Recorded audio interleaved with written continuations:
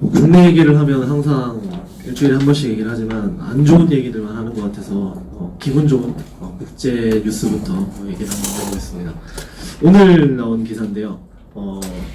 미국에 있는 샤오메이 친이라는 기존의 대만 주미 대표직을 가지고 있던 분이 오늘 처음으로 대만 주미 대사라는 명칭을 공식적으로 썼습니다. 이는 미국 언론에도 그리고 대만 언론에도 공식적으로 보도가 되었고, 특히 대만 언론에서는 이건 40년 만의 쾌거이다. 지난 당교 이후에 대만이 국제적으로 첫 승격을 맞았다라는 그런 글을 썼습니다. 그리고 지난 16일에는 유엔 주재 미국 대사가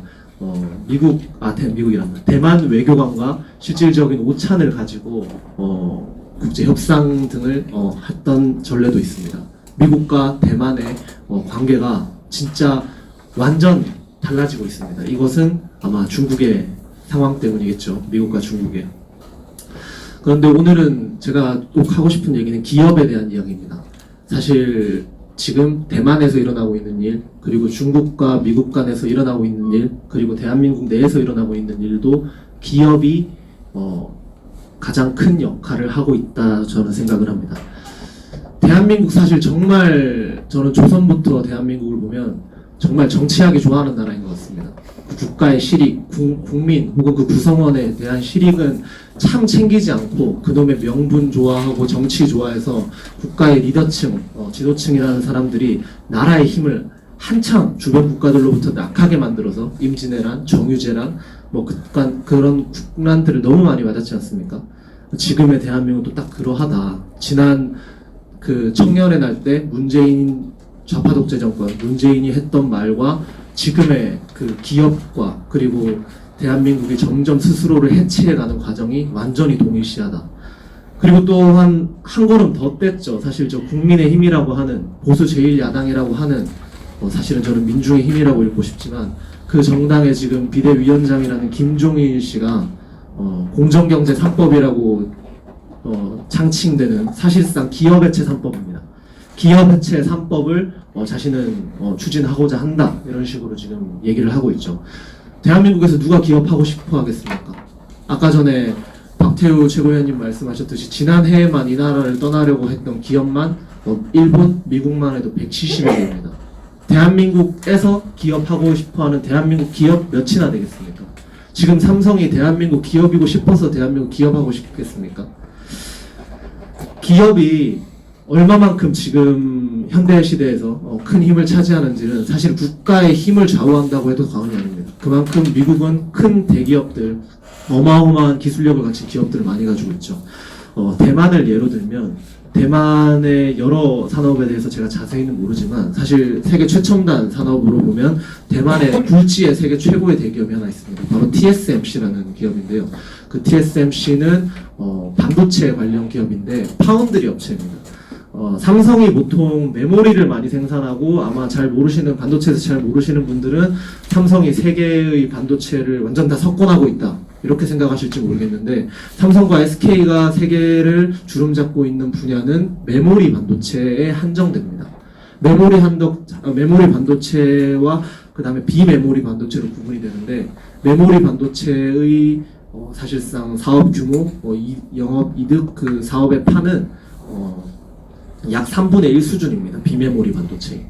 핸드폰에 들어가는 AP, 컴퓨터에 들어가는 CPU 등이 그러니까 머리, 뇌의 역할을 하는 그러한 부품들이 비메모리 반도체라고 볼 수 있습니다. 근데 이제 정말 대단한 거는 사실 삼성이 그 메모리 반도체에서만 석권을 하고 있어도 사실 정말 대단한 겁니다. 근데 삼성은 더 진일보해서 지금 비메모리 반도체 그 파운드리 경쟁에도 뛰어들고 있습니다. 세계 파운드리 1위 업체가 TSMC, 대만의 TSMC입니다. 미국이 대만과 손을 잡으려고 하는 이유에 TSMC도 분명히 포함된다고 저는 단언할 수 있습니다. 그리고 이제 삼성이 사실 파운드리 업체 세계 2위인데요. 그래도 TSMC의 3분의 1 수준밖에 안 됩니다. 근데 이제 이 삼성이 3분의 1을 차지할 수 있었던 것도 삼성의 기술력도 뛰어나지만 사실 TSMC가 그 자신들이 공장에 한계가 있었던 거죠. 그 생산 장비에. TSMC가 다 커버치지 못하는 세계의 많은 주문들을 삼성이 어느 정도 받아가고 성장해가는 형태입니다. 근데 제가 너무 안타까운 것은 이 문재인 정권 들어서고 사실 그 이전에 박근혜 대통령이 탄핵되면서 이러한 중국과 미국의 그 패권 전쟁 사이에서 우리나라가 얻을 수 있는 이득을 너무 많이 놓쳤습니다. 만약에 우리나라가 박근혜 대통령이 건재하고 미국과 일본과의 관계가 공고한 상태에서 지금의 상태를 맞았었더라면 삼성과 SK 하이닉스가 정말 지금 비메모리 반도체뿐만 아니라 전 세계적으로 이제 유기 관계를 가지면서 엄청나게 발진하고 성장을 했을 겁니다. 그게 너무 저는 안타깝다. 4차 산업으로 대표되는 AI, 빅데이터, IoT 이런 산업들에 삼성이 선점하고 이제 나아갈 수 있는 그 시간과 여력을 다 뺏겼다. 경쟁 업체들에게.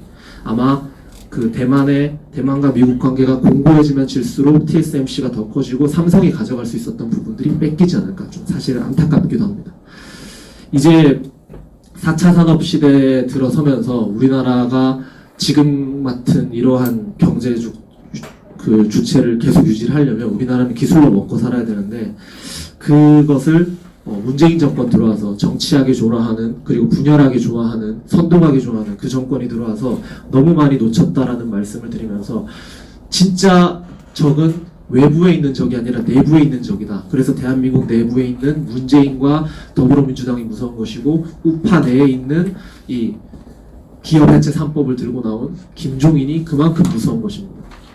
김종인을 위원장이라고 떠받드는 이상한 사람들에게 다시 한번 그 사람을 경계하라고 말씀드리고 싶으며 말씀을 마치기 전에 진짜 기업 해체를 하면 정작 죽는 게 과연 기업만 죽을 것인가 대한민국 국민이 죽을 것인가 한번 다들 생각해 봤으면 좋겠습니다. 이상입니다.